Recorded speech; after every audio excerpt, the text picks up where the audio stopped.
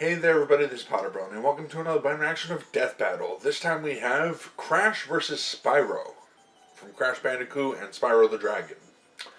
Okay, not sure who will win this one. I don't really know much about either of these characters. I mean, I played Crash Bandicoot a while back. Recently got the, it was the,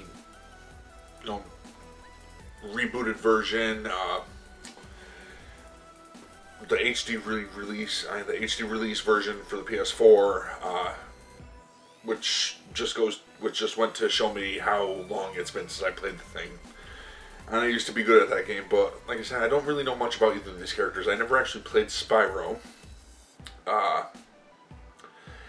And with Crash, I know his spin attacks and jump attacks. He's got temporary invincibility, all that good stuff that video game characters get.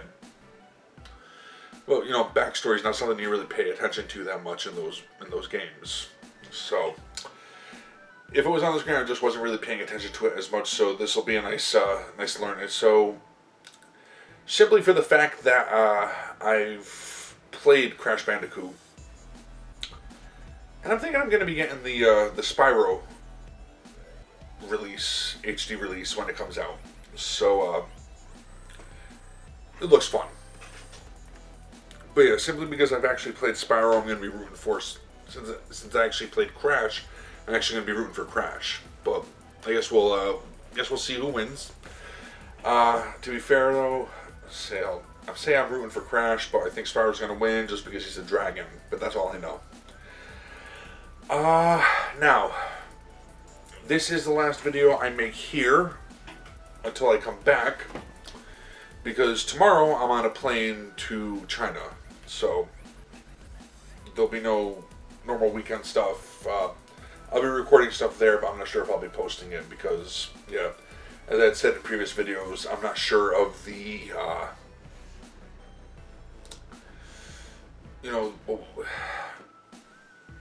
the connection sometimes in hotels gets a little spotty, and if I'm lucky enough to download it, I'm not sure if I'll be lucky enough to upload videos.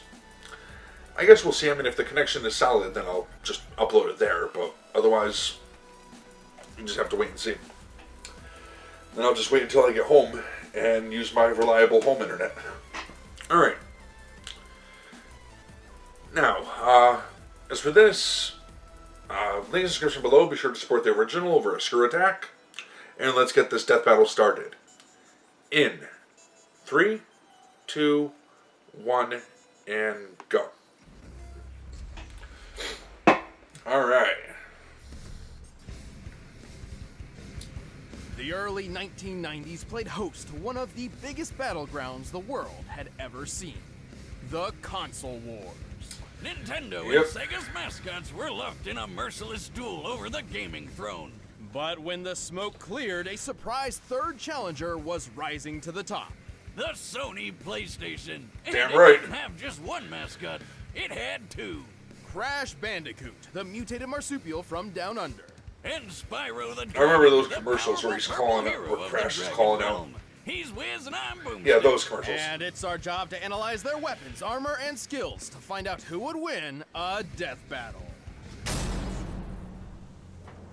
Listen, I admire another brilliant doctor of science as much as the next guy, especially those with grand plans to take over the world. But I'm not sure Dr. Neo Cortex makes the cut. Why not? He's an evil genius who made a mutant Aussie army of animals to take over the world. Sure, but when it came time to assign a general for this army, Cortex chose, of all things, a bandicoot. A band of what? You're making that up. It's a real animal. Look. Oh, hey, it's kinda cute. How's that little thing gonna take over the world? With the Evolvo Ray, Cortex did successfully mutate it into a powerful beast. However, when he tried to brainwash the creature, he utterly failed to create his fearsome general. Instead, he got Crash Bandicoot. His worst enemy. So Cortex threw him out like trash, and Crash became his worst nemesis ever. Which is super embarrassing, because this Band of Crash is a few snags short of a Barbie. But his physical abilities make up for it. He's got parkour skills. Not all that bright. Nobody's business. Which is appropriate, as bandicoots are excellent jumpers, similar to their marsupial cousin, the kangaroo. He's got superhuman strength and can take a big hit and just keep on going, like an Energizer Bunny of pain. Crash can double jump in midair, slide incredible distances, and use Crash Dash to boost his speed. He's also tapped into Mojo, a magic substance that's basically life energy, to enhance his battle techniques. He's got his Norris Roundhouse and Triple Dragon, but his favorite move is the Cyclone Spin. He can even give this move Useful a boost move. for the Death Tornado technique, though this can leave him dizzy and prone to counterattacks. Still, these brutal moves proved incredibly useful for rescuing his fellow mutant bandicoot girlfriend, Tawna. Oh, why does she look like that? She's like... Yeah, why do they always look like that? Also not at the same time? I'm really confused. Are you a furry? While Crash's natural abilities were enough to save her, his future battles with Cortex would require more sophisticated tools. Yeah, like the Rad Copter Pack. He's even got himself the unicorn of motorsports, the Space Motorcycle. What I Nice. would give for one of those. To increase his firepower, he carries a special bazooka. What that system uses are the a side-scrolling nuclear ones and on? easily attainable form of I don't remember ammunition. those. Wampa fruits. The same kind of fruit shooter that's on his power loader suit from Alien. This completely generic. Yeah, it's looking not a But rip-off why of fruit? anything. I can't imagine it's a particularly effective projectile. I don't know, Wiz. Remember that time I shot you with my potato gun? You were stuck in a coma for like a month. Wait, what? You told me I lost that month because my time travel wristwatch finally worked. Well, where's Crash getting all this cool tech? He can't be building it all himself. He's pretty dumb. They're all thanks to his kid sister, Coco, who's 10 times the inventor Cortex is. But Crash isn't really dumb, he just lacks communication skills. He actually shows many symptoms of autism. Some people with autism, known as savants, are extraordinarily gifted in particular skill sets, and I think that describes And Crash he's perfectly. gifted at While he kicking may not ass. know how to hold a conversation, he is a superb athlete and puzzle solver. Well, I'm sure it helps that he's surrounded by friends who encourage his better traits. Hey, that was a good one. So he suffers from some type of Like Aku high-functioning Aku, his autism? magical mask foster dad, who's basically a god. Lucky bastard. Aku Aku's magical mojo prowess is quite impressive. He's very protective of Crash and will often step in when Crash is in trouble. But not always. Wiz, why can he teleport across dimensions on his own, but can't teleport Crash very far at all? This is as far as I can take us. We'll have to fight our way to the robot's interior and save your... Oh, because then it wouldn't be much of a game. Well, perhaps his fatherly intuition is kicking in, encouraging Crash to learn from his own mistakes and become his own man, or bandicoot. Yeah, maybe he's just being a dick. Well, thanks to Aku Aku and his own amazing abilities, Crash has performed some incredible feats while stopping Cortex's plans time and time again. He's strong enough to lift his adopted brother Crunch over his head.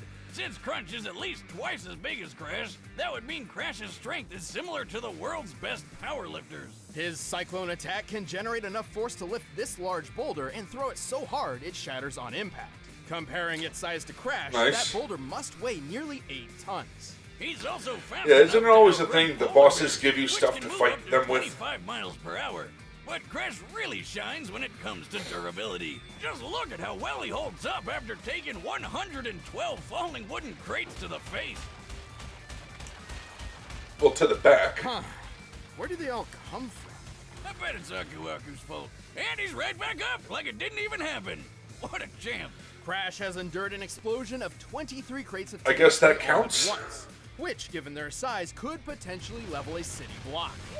And with the help of Aku Aku, he even survived a crash landing from outer space. What are these animations? I mean, are they like official or? This vessel was likely falling at 17,500 miles per hour, similar to the space shuttle's typical re-entry, which means the force of its collision would I mean, they're be taking it equivalent into to account, so more it's got to than be 2 some type of million official tons of animation. heat. Wait, but why didn't Aku Aku just teleport them to safety? I can't believe we're okay. Oh, are you kidding me, Aku? You know what you did, or didn't do. But what's the saying? Any Crash you can walk away from, right? Plus, given how easy it is for Crash's enemies to lure him into traps, his absurd durability is crucial. Well, Crash isn't perfect, but with his amazing abilities and a little bit of mojo, he's saved the whole world many times over. And after years of this, he even finally learned how to speak. Now let's go home and eat pancakes. Pancakes!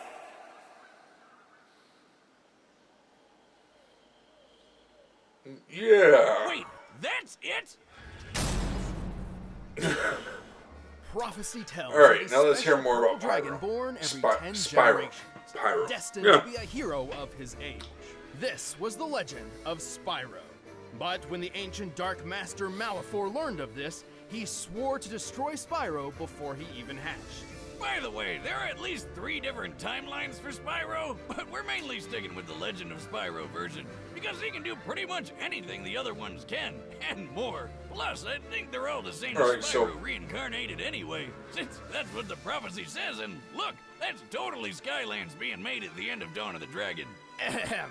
Wild fan theories aside, Spyro was All saved right. from Malefor's wrath by Ignitus. Would make more sense if I played He those. decided to pull a Moses and send Spyro's egg floating down a river to who knows where.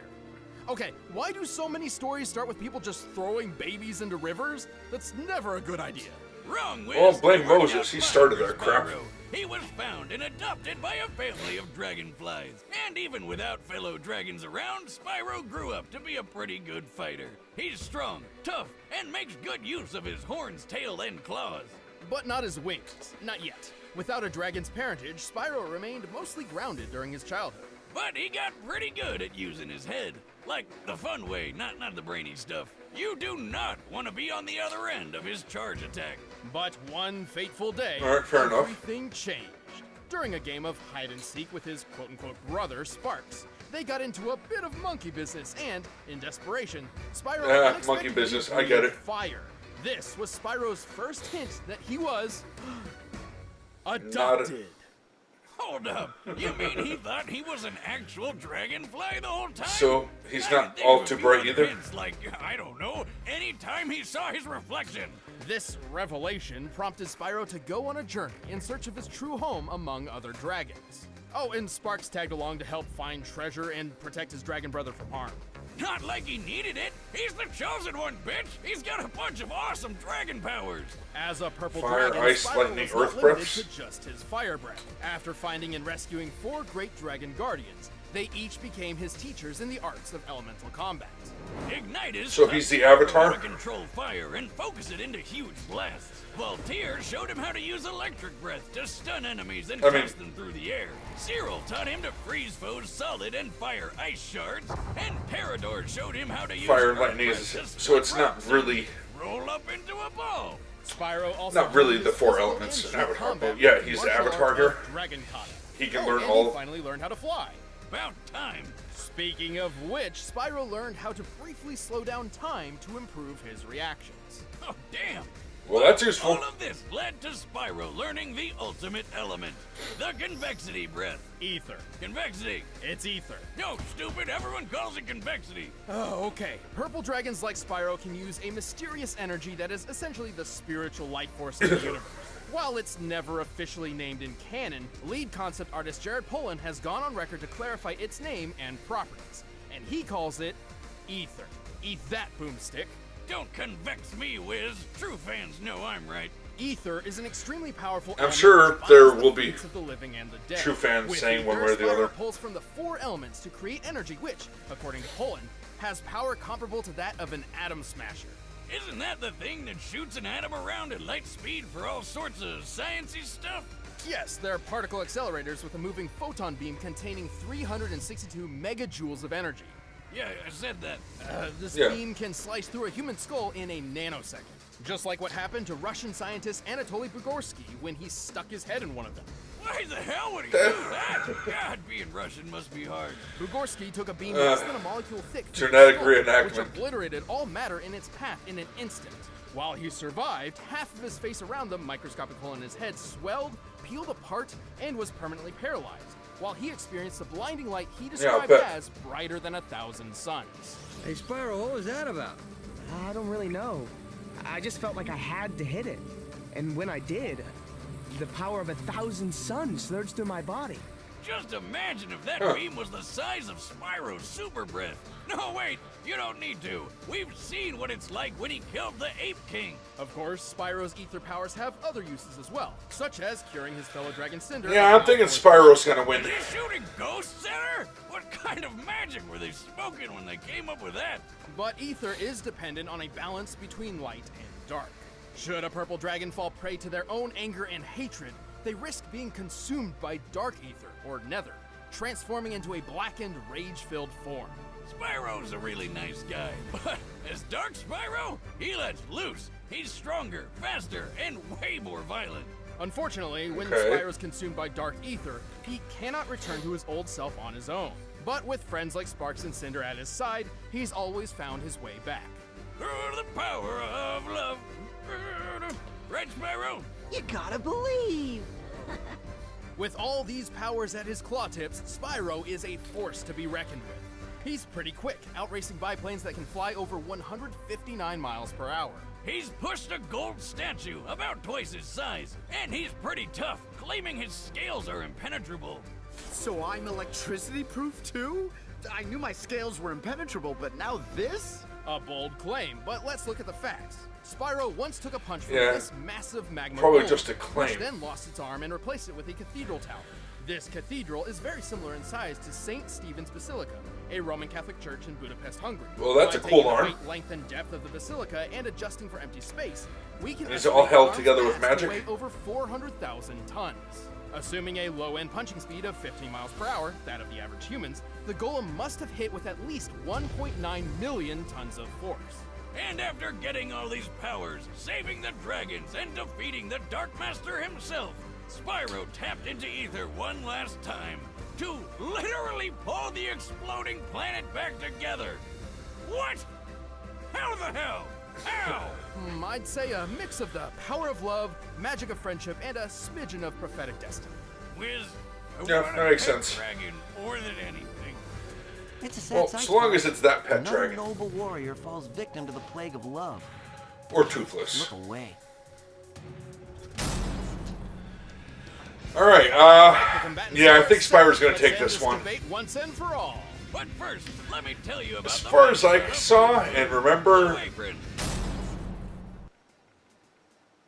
as far as I saw and remember, Crash doesn't have any kind of planet busting or healing abilities. So yeah, with the, and they may be able to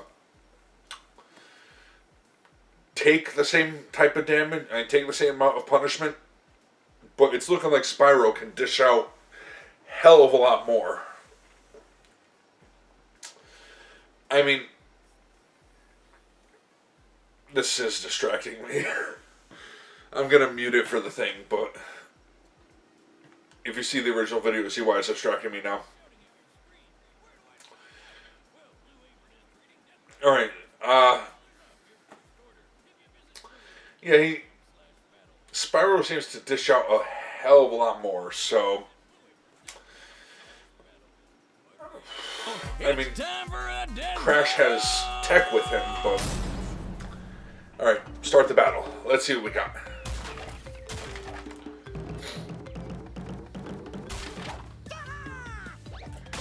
I love doing that in those in the games. You know, one of the things I was really good at with the game, but then had to relearn. What are you doing? I'll talk about afterwards.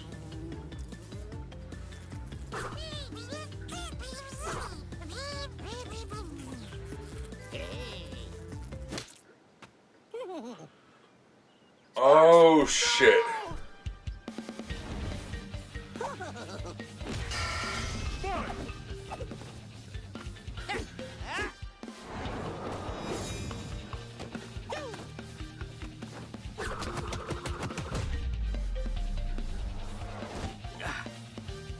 This is really cool and well animated.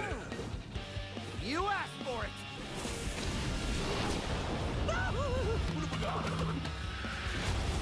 Alright, well I guess he's got a god type character on his side. Every now and then.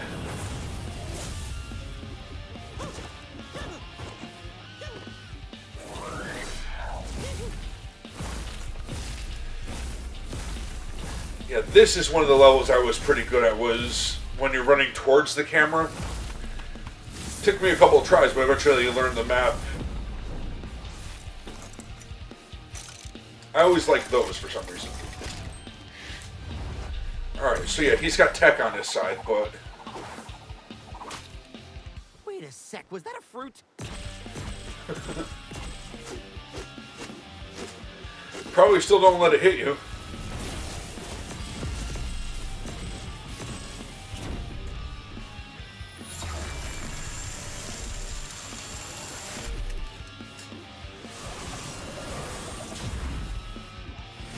And then, useful ability, Spyro. Woohoo! Stay right.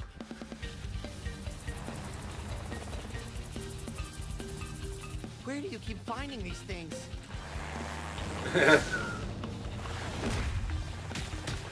Alright, so they both have flight, so that's...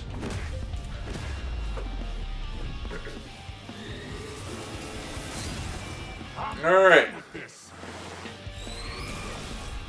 So who's gonna turn them back?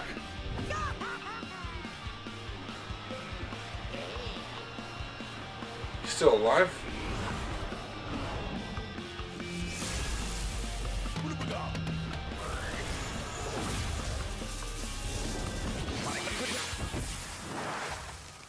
Yeah, that's about what I thought would happen.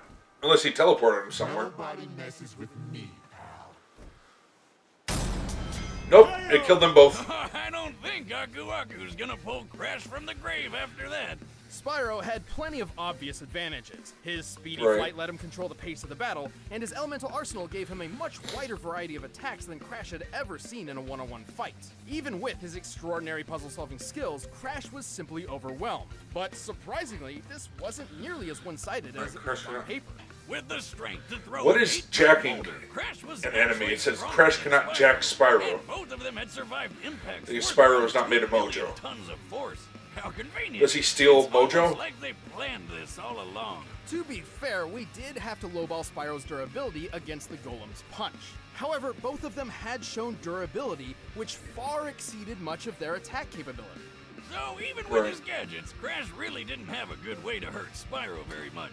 But the Except funny for thing that, is, Spyro didn't have many attacks that could firmly hurt Crash. Super either. attack. They were both just too tough. Well, until Spyro used the Ether Breath, which could literally break matter apart Right. at an atomic level. Not even Aku Aku could save Crash from a beam that intense. I guess Crash just couldn't spin this one. The winner is Spyro the Dragon. Alright. So, called that one. Hey guys, thanks for watching this episode of Death Battle. If you want to get the battle music for yourself, you can get it by clicking the link below.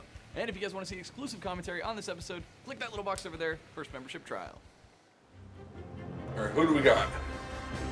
Sora versus Kid Icarus? Alright. Or versus Pit from Kid Icarus. Alright, fair enough. Duh.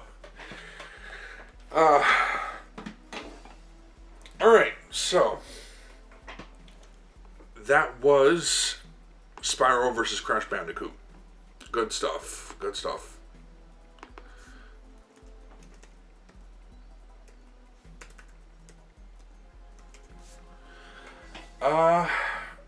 Yeah, that was,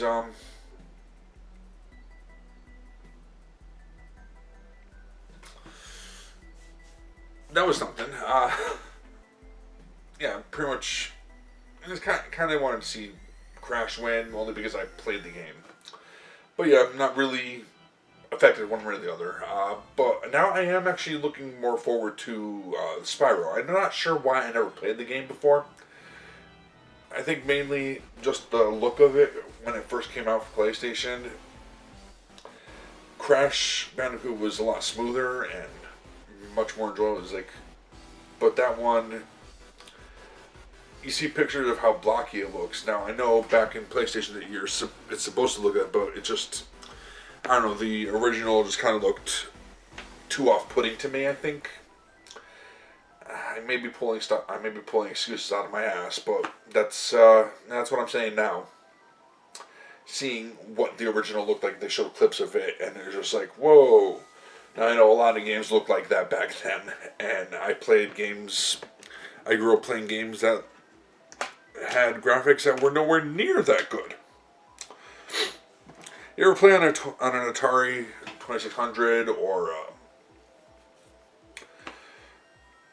ColecoVision? Because I did. ColecoVision, that was my first system.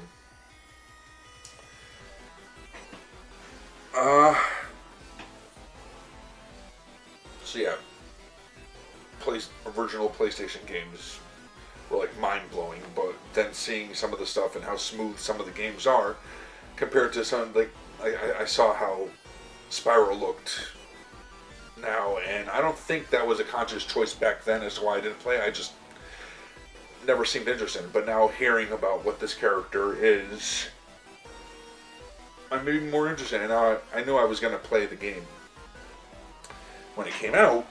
The trilogy remaster HD release of Spyro. Looking forward to it more now.